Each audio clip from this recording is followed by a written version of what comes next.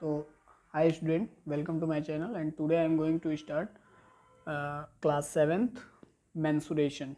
Okay, तो इसमें कुछ पॉइंट्स हैं जिसको हमको जानना जरूरी है, जैसे लाइक रेक्टिलिनियर फिगर। आपको रेक्टिलिनियर फिगर के बारे में जानना है। तो जैसे क्या है कि a figure made up of some line segment, यानी ऐसा फिगर जो कुछ line segment, and you know line segment the both end are fix, like starter point and ending point. तो कुछ ऐसे लाइन सेगमेंट जो एक फिगर को बनाते हैं उसी को बोलते हैं रेक्टिलिनियर फिगर। क्लियर है? लाइक स्क्वायर, ट्रायंगल सभी आ जाएंगे। ठीक, नेक्स्ट वन है क्लोज फिगर। क्लोज फिगर क्या होता है? तो a rectilinear figure having no end free, यानी a rectilinear figure having rectilinear figure having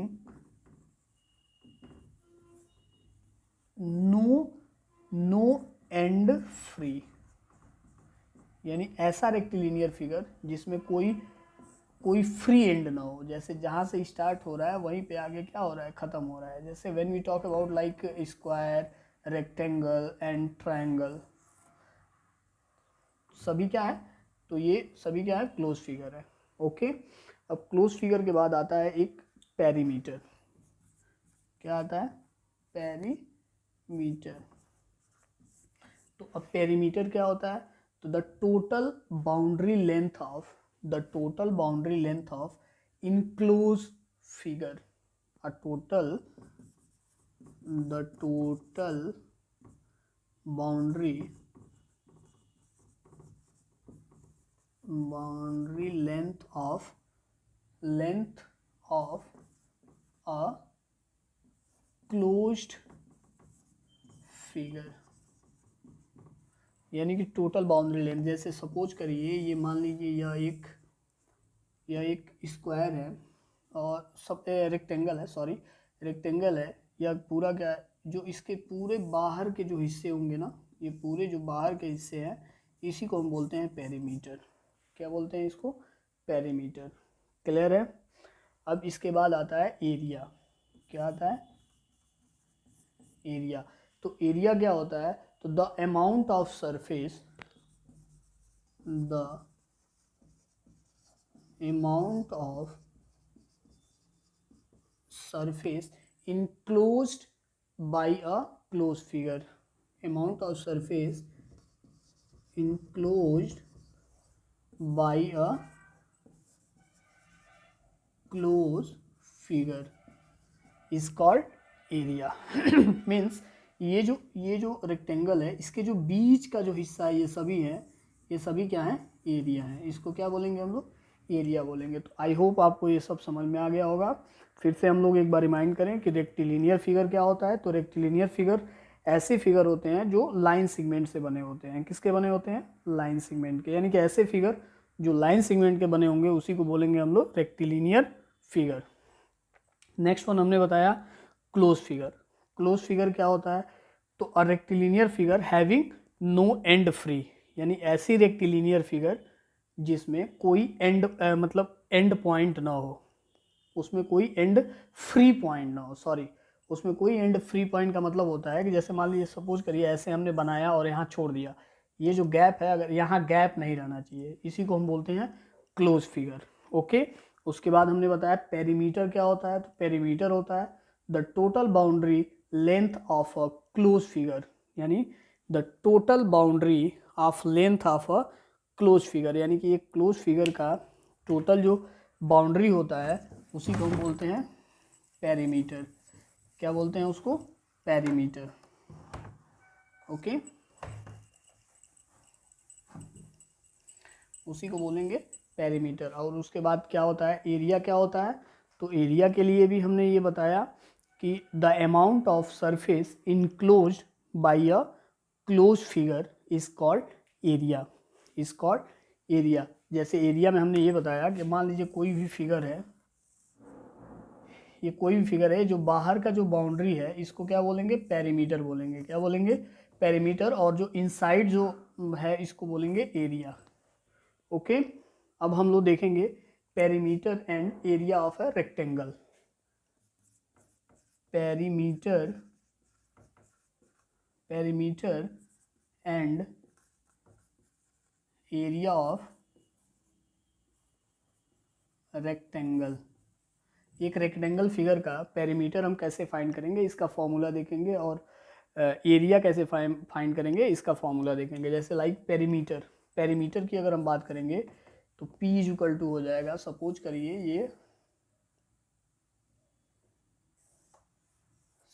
ये एक रेक्टेंगुलर फिगर है, इसमें मान लीजिए ये L है और ये B है।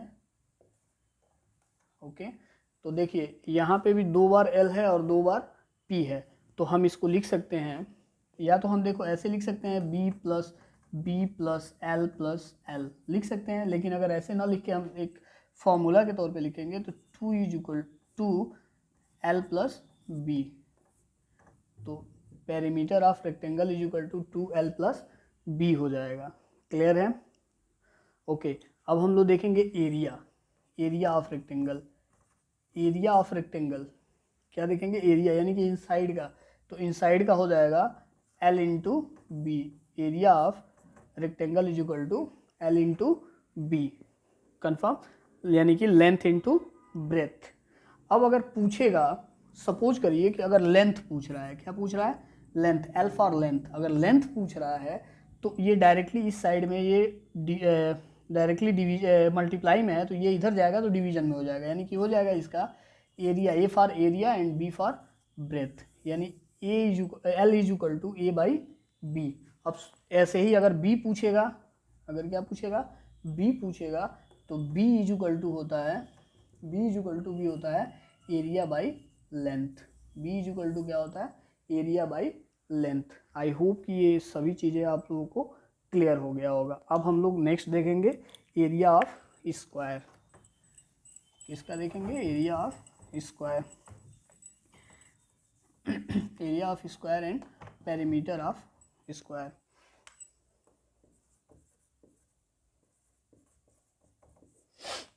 ओके, अब आ रहा है पेरीमीटर। तो पेरीमीटर, अब देखिए पेरीमीटर यानी कि स्क्वायर की बात करेंगे जब हम लोग, तो ये सभी, you know what is square? Square all sides are equal, all sides and all angles are equal, okay, and all angles are right angle. तो पेरीमीटर अगर ये देखेंगे, ये साइड अगर 4 सेंटीमीटर है तो ये भी 4 सेंटीमीटर, ये भी 4 सेंटीमीटर, ये भी 4 सेंटीमीटर। क्लियर? तो हम इसको लिख सकते हैं कि perimeter of square is equal to 4 into side. क्या कर सकते हैं? Perimeter of square is equal to 4 into side. Okay, अब आ रहा है कि एरिया। अब किसका निकालेंगे? एरिया के बारे में अगर बात करेंगे तो area of square is equal to क्या होता है? तो area of square is equal to हो जाएगा, area of square is equal to होता है, ए को स्क्वायर कर देंगे हम लोग। क्या कर देंगे? ए को स्क्वायर कर देंगे, या हम लिख सकते हैं side into side, side into side भी लिख सकते हैं, या ये हम कर सकते हैं ए को स्क्वायर कर लेंगे, तभी भी वही रिजल्ट आएगा। ओके, तो ये कुछ फॉर्मूलाज थे जिसको हमको जानना जरूरी था। अब इसके बाद से हम लोग एक्सरसाइज पे आएंगे। पहला एक्सरसाइज देखेंगे कि पहला एक्सरसाइज क्या है। तो फर्स्ट एक्सरसाइज है find the area of rectangle whose dimensions are. तो एरिया फाइंड करना है। क्या फाइंड करना है? एरिया फाइंड करना है, उसका कुछ डायमेंशन, जैसे लेंथ दिया है, आपका 24.5 सेंटीमीटर, और ब्रेथ दिया है आपका, ब्रेथ है 18 मीटर, सॉरी ये भी मीटर में है। क्लियर? तो अभी हमने देखा है, जैसे सपोज करिए, अब दोनों फिगर को देखने से ही क्लियर हो रहा है कि ये क्या है? रेक्टेंगल है। ये फिगर कैसा है? रेक्टेंगुलर फिगर है। ठीक है, तो B कितना है? 18 दिया है, और L कितना है? 24.5 दिया है। तो हमको पता है area of rectangle is equal to L into B, यही होता है। Area of rectangle is equal to L into B. Okay, तो अब हम डायरेक्टली इन दोनों का अगर मल्टीप्लाई कर देंगे तो हमारा आंसर आ जाएगा, और हमारा आंसर आएगा इसमें 441 और मीटर स्क्वायर, ये हमारा आंसर हो जाएगा। और इसके बाद जो सेकंड क्वेश्चन है, सेकंड क्वेश्चन में भी देखेंगे वो डीएम दिया है, क्या दिया है, डेम यानी कि डेकामीटर। तो डेकामीटर को चेंज करने के लिए सबसे पहले हमको पता होना चाहिए कि डेकामीटर को चेंज करने के लिए सबसे पहले अगर हम डेकामीटर को मीटर में चेंज कर रहे हैं डेकामीटर को, तो जब हम लोग देखेंगे इसमें जब ब्रेथ दिया है 8 dm, 8 यानी डेकामीटर, यानी कि डेकामीटर को जब मीटर में चेंज करोगे तो ये हो जाएगा 0.20 मीटर हो जाएगा। ओके, फिर अब एरिया का फॉर्मूला लगा देंगे, तो ये हो जाएगा 1.5 इंटू 0.8, और जब इसको पूरा मल्टीप्लाई करेंगे हम लोग तो यह हो जाएगा 10 metre square is the answer. I hope कि ये आप लोगों को आ गया होगा। ठीक है, अब हम लोग सेकंड क्वेश्चन इसका देखेंगे। Find the area of rectangular plot, यानी कि एक कोई रेक्टेंगुलर प्लॉट है उसका एरिया फाइंड करना है हमको। क्या फाइंड करना है, एरिया फाइंड करना है।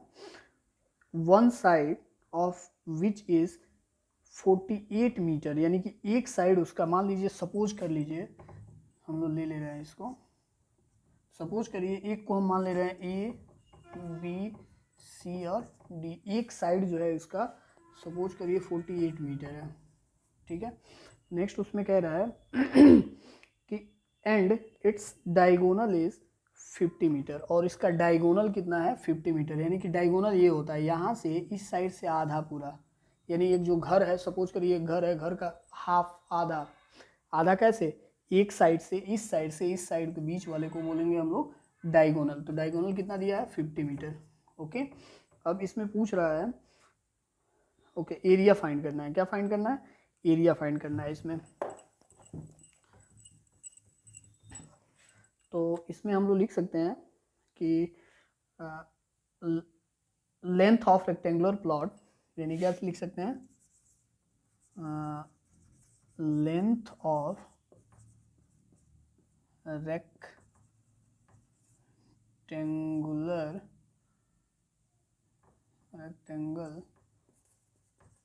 Plot is equal to 48 metre.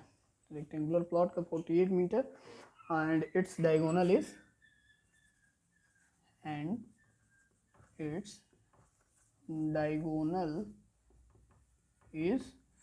50 metre. कितना है डायगोनल इसका 50 मीटर। ओके, तो सेकेंड साइड हमको लेना है। सेकेंड साइड सपोज करिए ये 58 मीटर है, इसको हम इधर भी मान सकते हैं, लेंथ है तो लेंथ ब्रेथ भी मान सकते हैं, या ब्रेथ को लेंथ मान, कुछ भी मान सकते हैं क्योंकि हमको नहीं पता है, वन साइड दिया है। तो अब हम कह सकते हैं कि ब्रेथ ऑफ साइड, मान लो ब्रेथ हुई, मान लो BRA, breadth of side is equal to, अब ये हो जाएगा, जब ये डायगोनल पूछता है तो इसको अंडर रूट कर लेते हैं, यानी अंडर रूट 50 माइनस 48 का स्क्वायर। ओके, और जब 50 का निकालोगे तो 5 टू ज़ा 25, इतना हो जाएगा, और माइनस इसको करोगे तो 234 हो जाएगा। क्लियर है, और इसमें जब इसको इसमें से माइनस करेंगे तो ये हो जाएगा 194, और 194 को जब हम सिंपल में चेंज करेंगे तो ये हो जाएगा इतना मीटर स्क्वायर हो जाएगा। ये आ गया हमारा, क्या आ गया, ब्रेथ आ गया, क्या आ गया, ब्रेथ आ गया। कंफर्म। अब हमको फाइंड करना है क्या, देखो ये 194 है ना, 194 का जब एलसीएम निकालोगे ना तो ये स्क्वायर रूट उसका चेंज हो जाएगा इसमें, ठीक है ना, यानी कि 14 का ये स्क्वायर रूट है। क्लियर। अब हम फाइंड करेंगे एरिया, तो एरिया इज इक्वल टू क्या होता है, लेंथ इंटू ब्रेथ। तो लेंथ कितना था 48 इंटू 14, 48 इंटू 14, और जब इन दोनों को करोगे तो ये हो जाएगा 672 metre square is equal to is the answer. I hope कि ये समझ में आया होगा। फिर से एक बार देख लेंगे कि एक एरिया इसका फाइंड करना था। एक रेक्टेंगुलर प्लॉट था जिसका एक वन साइड, कोई भी साइड या तो लेंथ या ब्रेथ कितना था 48 मीटर था, और उसका डायगोनल क्या था 50। डायगोनल क्या होता है, तो इस साइड से इस साइड तक तिरछा जब ऐसे करेंगे, क्रॉस करेंगे, तो उसी को बोलेंगे डायगोनल। वो हो जाएगा 50 सेंटीमीटर दिया था। अब जब अगर सपोज करते हैं हम ब्रेथ निकाल रहे हैं, मान लें इसको लेंथ मान रहे हैं, इसको ब्रेथ मान रहे हैं, तो ब्रेथ निकालते तो ब्रेथ का इसका स्क्वायर करते, स्क्वायर करने के बाद ये आएगा, और फिर जब इसको अंडर रूट को, जब इसका ये 14 का स्क्वायर है, स्क्वायर रूट है 14 आ गया। अब ये हमको मिल गया ब्रेथ। अब एरिया निकालना था, तो एरिया इज इक्वल टू क्या होता है, लेंथ इंटू ब्रेथ। इन दोनों को करने के बाद ये हमारा आंसर हो गया। आई होप कि ये आपको समझ में आ रहा होगा। अब हम देखेंगे नेक्स्ट क्वेश्चन नंबर 3। तो क्वेश्चन नंबर 3 लिखा है, the side of a rectangle park are in the ratio of 4:3। यानी कि एक रेक्टेंगुलर कोई पार्क है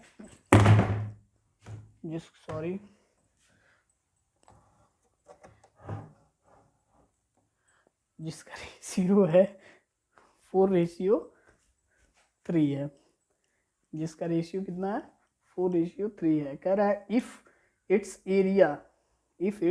एरिया, अगर इसका एरिया कितना होता, एरिया सपोज करिए 1728 कितना है metre square. Find the cost of fencing it at ₹30 per metre. यानी कि इसका एरिया हमको फाइंड करना है, कास्ट फाइंड करना है, जो 30 रुपीज़ है। कितना रुपीज़ है 30 रुपीज़ है पर मीटर का। ठीक है, तो सबसे पहले इसमें हमको दिया है एरिया। ये क्वेश्चन नंबर 3 है। एरिया दिया है 1728, एरिया दे दिया है। उसके बाद लेंथ हम मान लेंगे, लेंथ दिया ही है, लेंथ इज इक्वल टू 4, और इसको मान लेंगे x, रेशियो में है तो x मानेंगे। और देन ब्रेथ दिया है, then breadth is equal to 3x। Clear. तो एरिया इज इक्वल टू क्या होता है, area is equal to length into breadth. अब हम अगर निकाल लेंगे, एरिया दिया था कितना 1728, और लेंथ कितना दिया था, लेंथ है 4x into 3x। Clear. Sorry, अब इन दोनों को कर लेंगे तो 1728 इज इक्वल टू 12x, इसलिए यह आ जाएगा x square is equal to हो जाएगा 1728 बाई 12, 1728 बाई 12, और इन दोनों को काटेंगे तो ये कट जाएगा 144, यानी एक्स स्क्वायर। क्लियर। और जब अब यह एक्स स्क्वायर जब हटेगा तो इसको लिख सकते हैं हम लोग 12 पे पावर 2 लिख सकते हैं। तो एक एक्स का वैल्यू कितना आ जाएगा 12 आ जाएगा। कितना आ जाएगा 12, यानी कि एक्स की वैल्यू कितनी आ गई 12 आ गई। अब इस एक्स की वैल्यू को हम इसमें 4:3 में पुट करेंगे। क्लियर। तो अगर हम यहाँ था 4x, तो 4x का मतलब 4 इंटू 12, तो इसका हो जाएगा 48, यानी लेंथ हो गया ये, और 3x तो 3 इंटू 12 यानी 36 क्या हो गया, इसका ब्रेथ हो गया। क्लियर है, इसका 36 क्या हो गया, ब्रेथ हो गया। अब हमको निकालना है पेरीमीटर। क्या निकालेंगे, अब इसका निकालेंगे तो P for perimeter, perimeter is equal to 2L plus B, यानी कि P is equal to 2, L कितना है 48 प्लस 36 है, इन है। अब 48 और 36 अगर करेंगे तो ये हो जाएगा 48 और 36 हो जाएगा आपका 84 and P is equal to कितना हो जाएगा 168 मीटर। ये सभी मीटर में था। ठीक, अब ये तो आ गया, इतना मीटर हमारा हो गया। अब आ रहा था कि 30 रुपीज़ था ना, ये 30 रुपीज़ था, अब इसको 30 रुपीज़ को इसमें हम कर लेंगे। अब यहाँ लिखेंगे the rate of fancy, rate of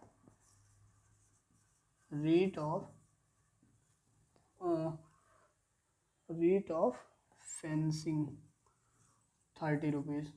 तो इसलिए आप कर लेंगे 30 into 168, 30 into 168 is equal to आ जाएगा आपका 5040 इज द आंसर। ठीक है, आई होप कि आपको ये समझ में आया होगा। और अब हम लोग मिलेंगे नेक्स्ट वीडियो में। Thank you for watching.